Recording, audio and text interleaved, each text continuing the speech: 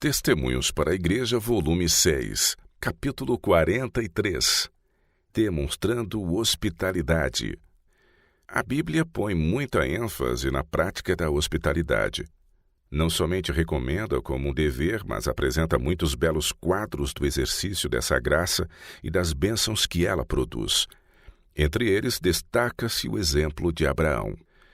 Vemos o patriarca nos registros do Gênesis, logo após o meio-dia, descansando à porta de sua tenda à sombra dos carvalhais de Manre. Passam perto 3 viajantes. Não fazem solicitação de hospitalidade, de nenhum favor. Mas Abraão não lhes permite continuar o caminho sem se refrigerarem. É um homem idoso, revestido de dignidade e riqueza, pessoa altamente honrada e habituada a mandar. Todavia, ao ver esses estranhos, correu da porta da tenda ao seu encontro e inclinou-se à terra. Dirigindo-se ao principal, disse: Meu senhor, se agora tenho achado graça nos teus olhos, rogo-te que não passes de teu servo. Gênesis 18, versos 2 e 3. Trouxe com as próprias mãos água para que eles lavassem os pés. Ele próprio escolheu-lhes o alimento, enquanto descansavam à sombra fresca. Sara, sua esposa, preparou-se para hospedá-los, e Abraão ficou respeitosamente ao lado deles, enquanto lhe recebiam a hospitalidade. Mostrou-lhes essa bondade como a simples viajantes estrangeiros em trânsito, os quais talvez nunca mais cruzassem o seu caminho. Finda a hospitaleira refeição, porém, os hóspedes se revelaram. Ele servira não apenas a anjos celestiais, mas ao glorioso comandante deles, a seu Criador, Redentor e Rei. Foram expostos a Abraão os conselhos do céu, e ele foi chamado o amigo de Deus. Ló, sobrinho de Abraão, embora tivesse estabelecido seu lar em Sodoma, estava possuído do espírito de bondade e hospitalidade do patriarca. Vendo ao cair da noite 2 estrangeiros à porta da cidade e conhecendo os perigos que certamente os assaltariam naquele ímpio lugar, Ló insistiu com eles para irem à sua casa. Não pensou absolutamente no perigo que poderia resultar para ele mesmo e sua família. Fazia parte da obra de sua vida proteger os que corriam risco e cuidar dos que não tinham lar. E o ato bondosamente praticado para com 2 desconhecidos viajantes introduziu anjos em seu lar. Aqueles a quem ele procurou proteger o protegeram também. Ao cair da noite, ele os levara à sua porta a fim de colocá-los em segurança. Ao alvorecer, eles o levaram e a sua família para fora da porta da cidade condenada, a fim de os pôr a salvo. Tais atos de cortesia foram reputados por Deus suficientemente importantes para serem registrados em sua palavra, e mais de 1000 anos depois, esses atos foram mencionados por um inspirado apóstolo. Não vos esqueçais da hospitalidade, porque por ela alguns, não sabendo, hospedaram anjos. Hebreus capítulo 13, verso 2. O privilégio concedido a Abraão e a Ló não nos é negado. Mostrando hospitalidade aos filhos de Deus, nós também podemos receber os seus anjos em nossa morada. Mesmo nos dias atuais, anjos em forma humana entram no lar dos homens e são aí hospedados por eles. E os cristãos que virem a luz do rosto de Deus estão sempre acompanhados por anjos invisíveis, e esses seres santos deixam após si uma bênção em nosso lar. Dado a hospitalidade, Tito 1, verso 8, eis uma das especificações mencionadas pelo Espírito Santo como devendo caracterizar uma pessoa apta a assumir responsabilidades na igreja. E a toda a igreja é feita a recomendação, sendo hospitaleiros uns para os outros sem murmurações. Cada um administre aos outros o dom como o recebeu, como bons despenseiros da multiforme graça de Deus. 1 Pedro, capítulo 4, versos 9 e 10. Essas admoestações têm sido estranhamente negligenciadas. Mesmo entre os que professam ser cristãos, a verdadeira hospitalidade é pouco exercida. Entre nosso próprio povo, a oportunidade de ser hospitaleiro não é considerada como deve ser, como um privilégio e uma bênção. Há positivamente muito pouca sensibilidade, muito pouca disposição de dar lugar para mais 2 ou 3 à nossa mesa de família, sem embaraço ou ostentação. Alguns alegam ser demasiado incômodo. Não será se for dito. Não fizemos nenhum preparativo especial, mas seja bem-vindo para participar do que temos. Para o hóspede inesperado, um bom acolhimento é muito mais apreciado do que a mais elaborada refeição. É negar a Cristo fazer para as visitas preparativos que exigem tempo que de direito pertence ao Senhor. Nisso cometemos roubo para com Deus e prejudicamos igualmente a outros. Com o preparar uma elaborada hospedagem, muitos privam a própria família da necessária atenção, e seu exemplo leva outros a imitá-los. Fadigas e preocupações desnecessárias são criadas pelo desejo de fazer alarde em hospedar visitas. A dona de casa trabalha excessivamente a fim de preparar grande variedade para a mesa. Por causa dos muitos pratos preparados, os hóspedes comem demais, resultando em doença e sofrimento provenientes do demasiado trabalho de um lado e de comer excessivamente do outro. Esses elaborados banquetes são um fardo e um dano. Mas o Senhor requer que cuidemos dos interesses de nossos irmãos e irmãs. O apóstolo Paulo deu um exemplo disso. Disse ele à igreja de Roma: recomendo-vos, pois, Febe, nossa irmã, a qual serve na igreja que está em Cencreia, para que a recebais no Senhor como convém a santos, e a ajudeis em qualquer coisa que de vós necessitar, porque tenho hospedado a muitos, como também a mim mesmo. Romanos 16, versos 1 e 2. Febe hospedava o apóstolo, e era excelente hospedeira dos estrangeiros que necessitavam de cuidado. Seu exemplo deve ser imitado pelas igrejas de hoje.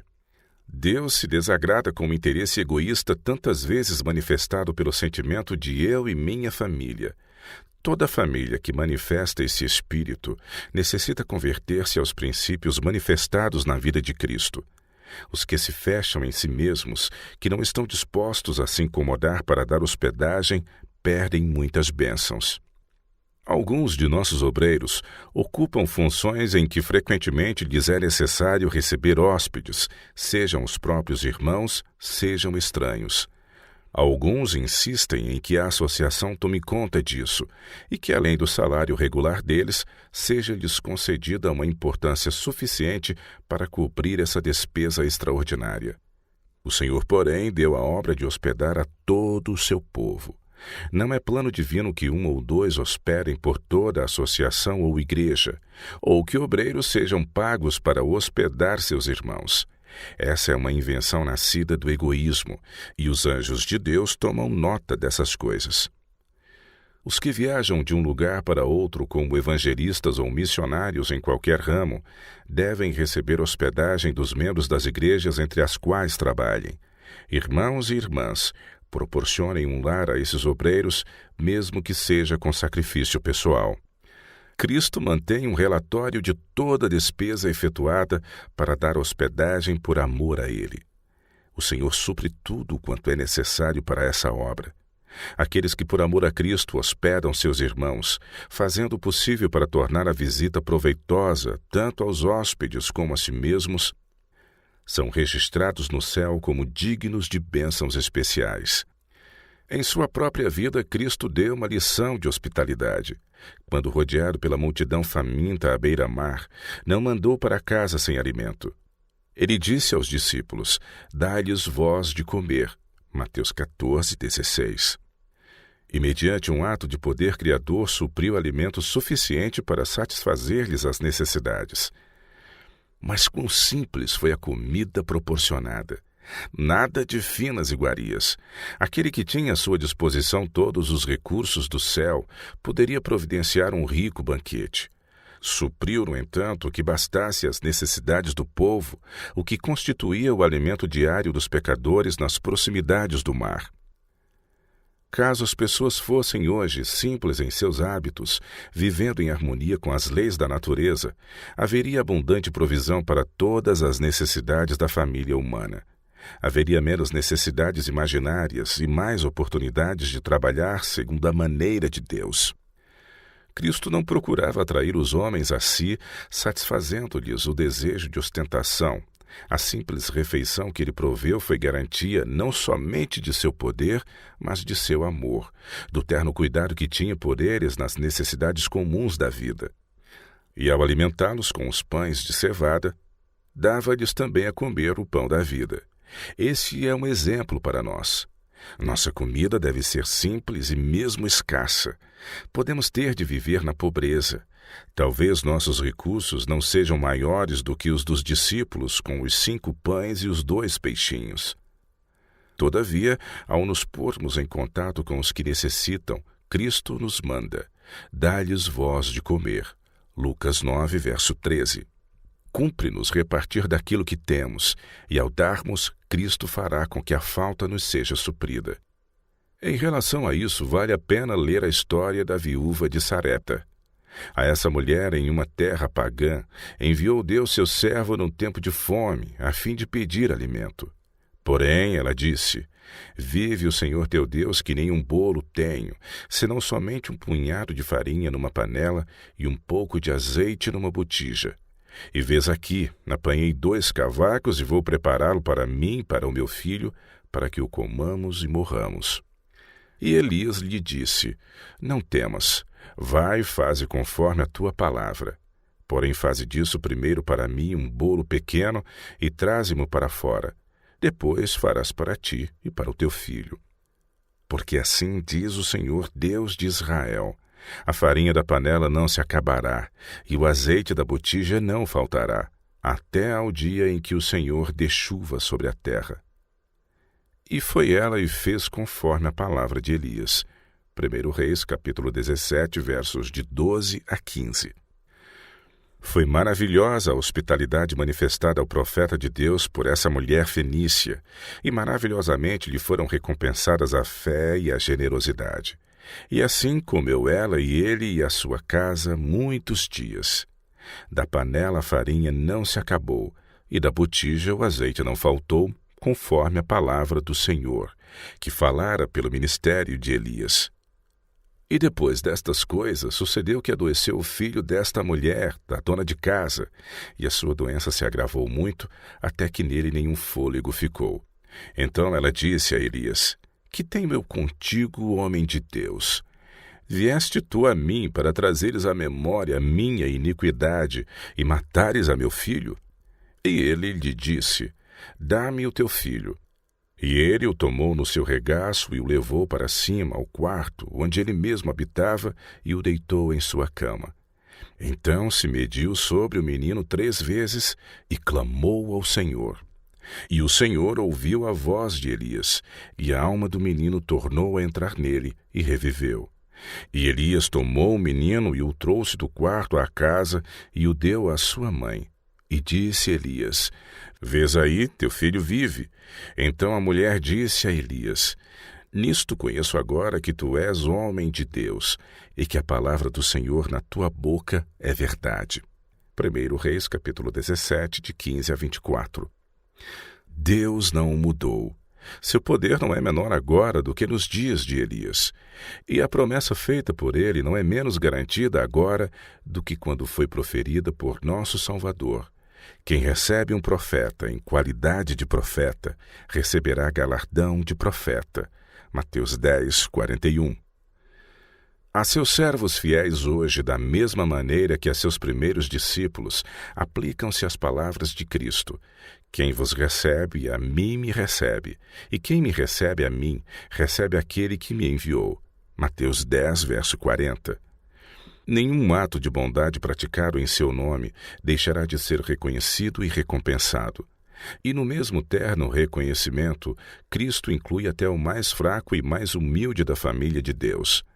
E qualquer que tiver dado, diz ele, só que seja um copo de água fria a um destes pequenos, os que são como crianças em sua fé e seu conhecimento de Cristo, em nome de discípulo, em verdade vos digo que de modo algum perderá o seu galardão.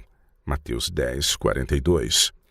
A pobreza não nos deve excluir de manifestar hospitalidade. Cumpre-nos partilhar o que temos. Pessoas há que lutam para ganhar a subsistência e têm grande dificuldade para conseguir que sua renda chegue para as necessidades. Amam, porém, a Jesus na pessoa de seus santos e estão prontas a manifestar hospitalidade a crentes e descrentes, procurando tornar proveitosas suas visitas. À mesa da família, assim como ao seu altar, os hóspedes são bem-vindos. Os momentos de oração impressionam os que recebem hospedagem e mesmo uma visita pode significar a salvação de uma pessoa. O Senhor leva em conta essa obra dizendo: eu recompensarei. Irmãos e irmãs, convidem para sua casa os que estão precisando de hospedagem e de bondosa atenção. Sem fazer ostentação ao notar sua necessidade, os levem para casa e mostrem-lhes genuína hospitalidade cristã. Há preciosos privilégios no intercâmbio social. Nem só de pão viverá o homem, Mateus 4:4. E como repartimos com os outros nosso alimento material, assim devemos comunicar esperança, ânimo e amor cristão. Cumpre-nos consolar os que estiverem em alguma tribulação, com a consolação com que nós mesmos somos consolados de Deus. 2 Coríntios capítulo 1, verso 4. E pertence-nos a certeza: Deus é poderoso para fazer abundar em vós toda a graça, a fim de que, tendo sempre em tudo toda suficiência, abundeis em toda a boa obra. 2 Coríntios capítulo 9, verso 8. Achamo-nos em um mundo de pecado e tentação. Por toda parte ao nosso redor, há pessoas perecendo sem Cristo, e Deus quer que trabalhemos por elas de toda forma possível. Quem possui um lar aprazível deve convidar para ele os jovens que não têm lar, os que se acham necessitados de auxílio, que anseiam por simpatia e palavras bondosas, respeito e cortesia. Caso deseje levá-las a Cristo, será necessário demonstrar por eles amor e respeito como aquisição do seu sangue. A providência de Deus nos coloca em associação com os inexperientes, com muitos necessitados de piedade e compaixão. Eles precisam de auxílio, pois são fracos. Os jovens necessitam de ajuda. Na força daquele cuja terna benignidade deve ser exercida para com os desamparados, os ignorantes e os que são considerados como os menores dentre seus pequeninos, cumpre-nos trabalhar por seu futuro, pela formação de um caráter semelhante a Cristo. Aqueles que mais necessitam de auxílio, às vezes provarão duramente nossa paciência. Vede, não desprezeis alguns destes pequeninos, diz Cristo, porque eu vos digo que os seus anjos nos céus sempre veem a face de meu Pai que está nos céus. Mateus 18, verso 10. E aos que ministram a essas almas declara o Salvador: quando o fizestes a um destes meus pequeninos irmãos, a mim o fizestes. Mateus 25, 40. A fronte dos que realizam essa obra vestirá a coroa do sacrifício, mas receberão a sua recompensa. Veremos no céu os jovens a quem ajudamos, os que convidamos para nosso lar, a quem desviamos da tentação.